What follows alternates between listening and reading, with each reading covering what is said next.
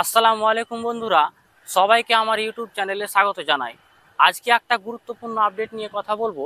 আপডেটটা হচ্ছে PNB ATM card new rule 2026, অর্থাৎ পাঞ্জাব ন্যাশনাল ব্যাংক এবং এইচডিএফসি ব্যাংক সহ বেশ কিছু ব্যাংকের ক্ষেত্রে কিন্তু এটিএম কার্ডের বেশ কিছু নিয়ম বদলে যাচ্ছে আগামী 1 এপ্রিল থেকে।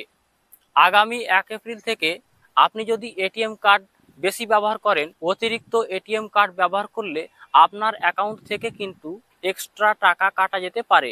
কি সেই নতুন নিয়ম, যেটা না মানলে আপনার অ্যাকাউন্ট থেকে কিন্তু এক্সট্রা টাকা কাটা যেতে পারে? আসসালামু আলাইকুম বন্ধুরা, আজকের ভিডিওতে আমি জানাবো আগামী 1 এপ্রিল থেকে এটিএম কার্ডের ক্ষেত্রে নতুন যে নিয়মটা এসেছে সেই নিয়মটা আপনার জন্য কতটা ফ্রি আর কখন কতটা চার্জ কাটা হবে। তো চলুন জেনে নেওয়া যাক। 1 এপ্রিল থেকে এটিএম কার্ড ব্যবহার করার ক্ষেত্রে বেশ কিছু ব্যাংক কিন্তু পরিবর্তন এনেছে। এখন থেকে প্রতি মাসে এটিএম ব্যবহার করার ক্ষেত্রে একটা নির্দিষ্ট ফ্রি লিমিট থাকবে। এই ফ্রি লিমিটের মধ্যে থাকলে কোনো প্রকার চার্জ কাটা হবে না, কিন্তু লিমিট পার হয়ে গেলে প্রত্যেকটা ট্রানজাকশনের ক্ষেত্রে প্রায় 23 টাকা করে চার্জ কাটা যেতে পারে। এখানে একটা গুরুত্বপূর্ণ বিষয় নিয়ে কথা বলি।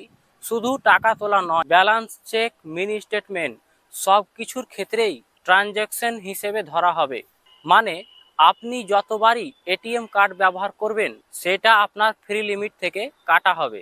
আর এখন অনেক এটিএম বা ইউপিআই এর মাধ্যমে কিন্তু টাকা তোলা হয়, সেটাও কিন্তু এটিএম ট্রানজ্যাকশন হিসেবেও ধরা হবে।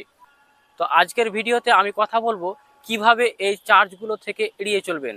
তো প্রথমত আপনাকে সর্বপ্রথমে অপ্রয়োজনীয় এটিএম ব্যবহার কমাতে হবে। দ্বিতীয়ত হচ্ছে বারবার ব্যালেন্স চেক করা বন্ধ করতে হবে। এবং 3 নম্বর যে বিষয়টা হচ্ছে ডিজিটাল পেমেন্ট বেশি ব্যবহার করুন। ভিডিওটা যদি আপনার একটুখানি কাজে লেগে থাকে তাহলে পেজটিকে অবশ্যই ফলো করে দিবেন।